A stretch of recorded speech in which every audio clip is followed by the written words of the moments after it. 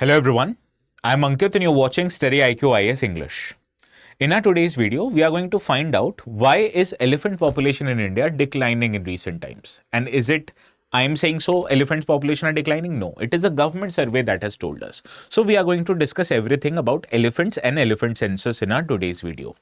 Now the notes that I will be using in this session, in case if you want to download them for your notes related purposes, you can download them on a particular Telegram channel called as ATS Live. So you can visit this channel, download the notes, and while you're at it, please do not forget to subscribe to the channel also. Okay, so let us start by understanding why are we talking about numbers of elephant in India.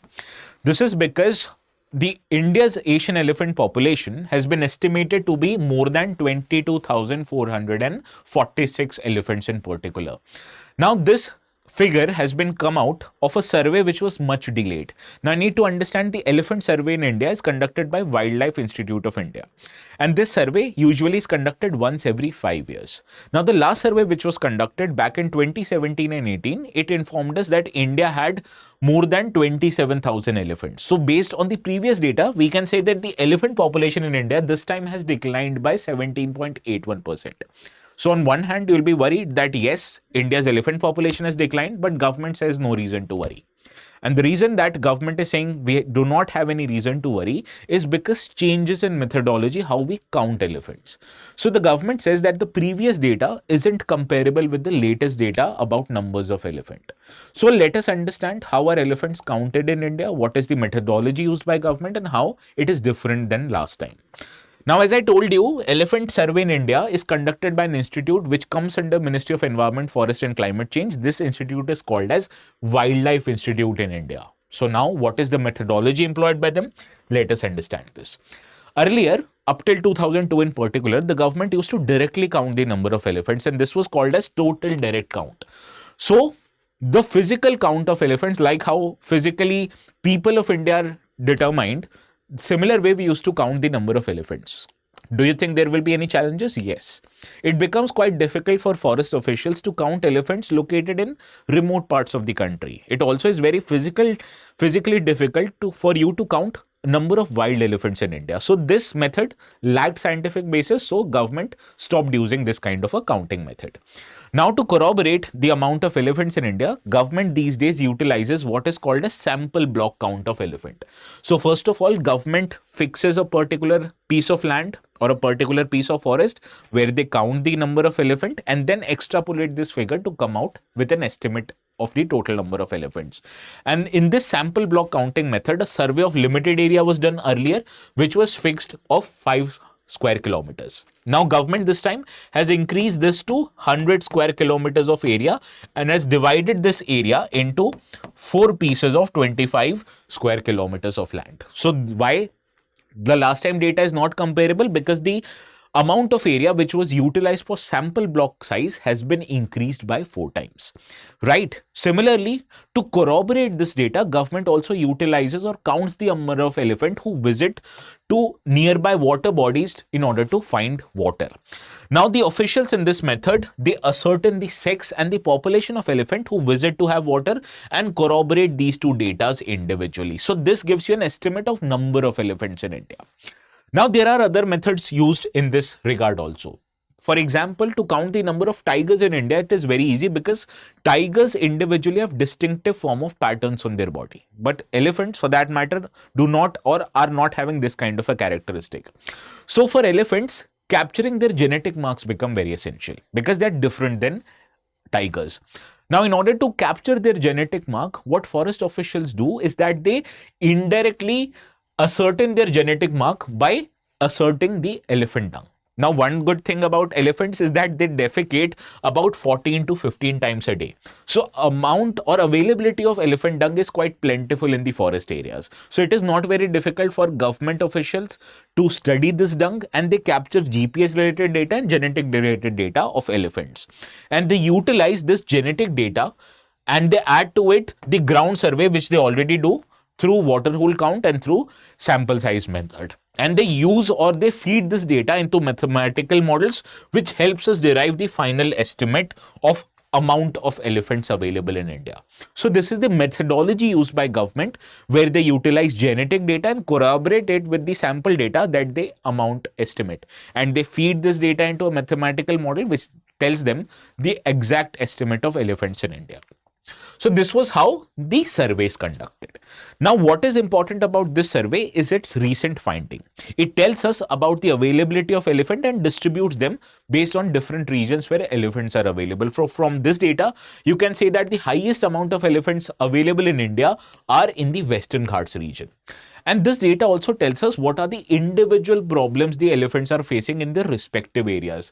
Now, can you tell me one thing in common? One thing in common is that the elephants' habitats have become fragmented, and the areas where elephants were available before, now this has been replaced by developmental prerogatives. So now, because of developmental prerogatives like resource use of mining, forest degradation, construction of infrastructure, usage of land for agricultural related purposes, has reduced the amount of area available for elephants in the wild. And that is why their habitats have become more fragmented and less integrated or connected. Understood? So this is the problem that the elephants are facing.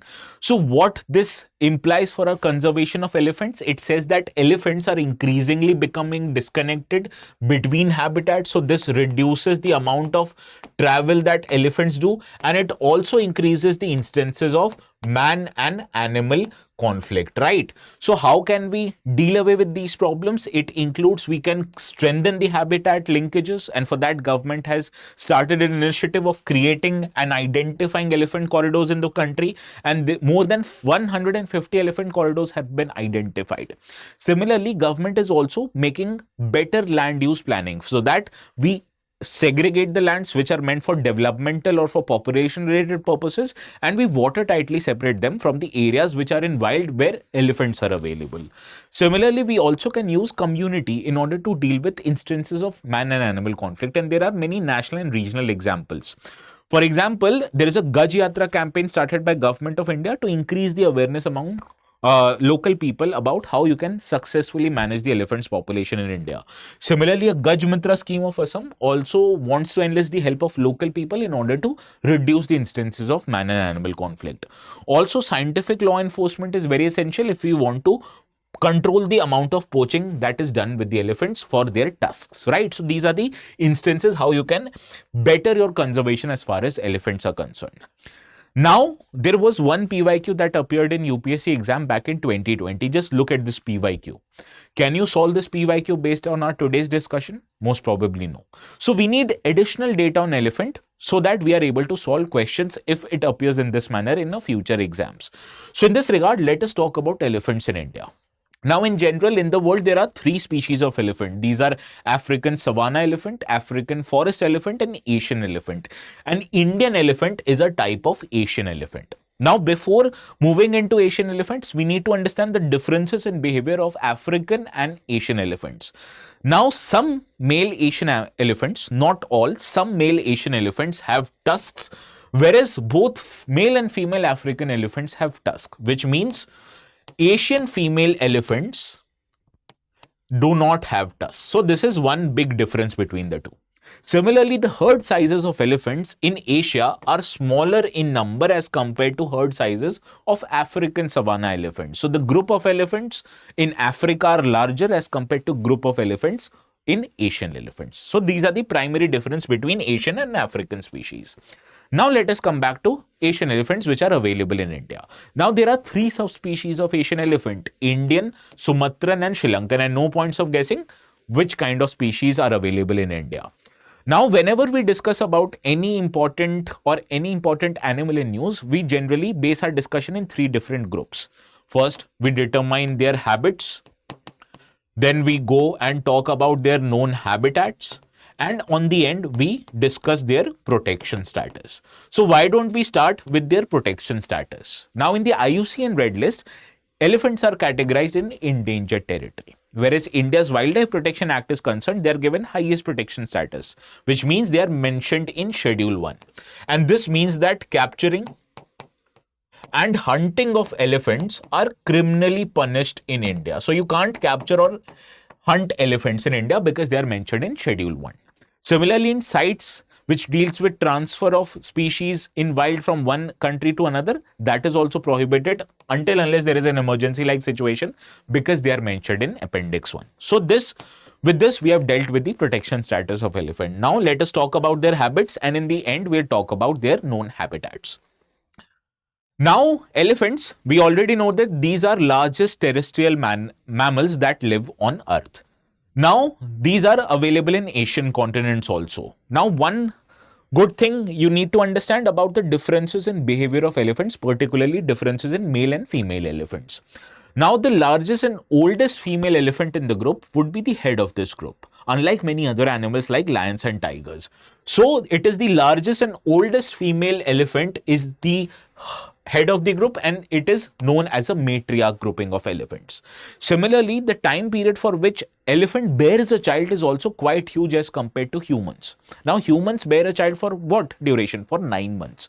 Now, elephant's gestation period, that is the pregnancy period of female elephants, it can last up to 22 months. And it is the longest known gestational period among any mammal that inhabits the earth. Now, there is also a difference on how old the female elephant is and how long can she bear a child. Now, female elephants who are between 14 to 45 years of age, they can give birth to calves once every 4 years. And as elephants grow older, the amount of children that they can birth to increases. So, for example, if it increases to 5 years, by the age of 52, they can bear child once in 5 years, and if the elephant is about age 40, they can bear a child once every 6 years. So as female elephants grow older, the duration between their pregnancy also increases. So what is important fact here that you need to remember? First of all, elephants herd are led by oldest female elephants of the group, not the oldest male. Similarly, they have the longest pregnancy period out of any mammal that you know, and as female elephants grow older, the duration between their pregnancy increases. So these are known behaviors of elephant. I'm sorry. Now let us talk about the habitats of elephant. Now elephants in India, they amount to 60% of total elephants living in the wild anywhere in the earth. So India has the largest amount of elephants anywhere in the world. Now in India, to protect elephant, the government has created what are known as elephant reserves. And there are in total 33 elephant reserves in India. The newest one is the Terai Elephant Reserve, which is created in Dudhwa Pilibhit in Uttar Pradesh. So this is another fact. Now in terms of elephant and their availability in Indian states, it is the Indian state of Karnataka that hosts the highest population of elephant. As per the latest survey, Karnataka hosts more than 6,000 elephants. This is followed by Assam, which is home to more than 4,000 elephants, followed by Tamil Nadu, which has more than 3,000 elephants. So by ranking, Karnataka stands at first, followed by the northeastern state of Assam, followed by the another South Indian state, that is Tamil Nadu. So these are the three states that are having the highest population of elephant in India. So this covers everything that we require to know. Now, before solving the question that I had already shown you, I have something I want to tell you. Now, students who are looking to give exams in 2027 or in 2028, you can obviously take admissions in one of our courses for your P2I or foundation batches. Now, in these batches, as the name even suggests, you are covered from everything. For your prelims related education, for your mains, for your interview, we cover everything in these batches. Now, before taking admission, you need to remember one thing. If you use this code ATS Live, you are going to get highest possible discount on not just this, but on all the courses that are available on StudyIQ IAS website. So you can decide accordingly which batch is best for you. Is it 2027 or is it 2028? But please remember, you have to apply this code and save the highest amount of money. Now let us come back to our today's discussion. With reference to Indian elephants, consider the following statements. The leader of an elephant group is a female, correct? The maximum gestation period can be 22 months, correct? An elephant can normally go on calving till the age of 40 years only. I told you it is incorrect. They can bear a child up to 60 years of age. The only difference is the amount of child or the duration of their pregnancy or the time period between the pregnancy increases as they grow older. Among the states in India, the highest elephant population is in Kerala. This is also incorrect. Which is the state that has the highest population of Elephants in India, that is the South Indian state of Karnataka, not Kerala. So third and fourth are incorrect. 1 and 2 is right. Which of the statement is right? Option A is your right answer.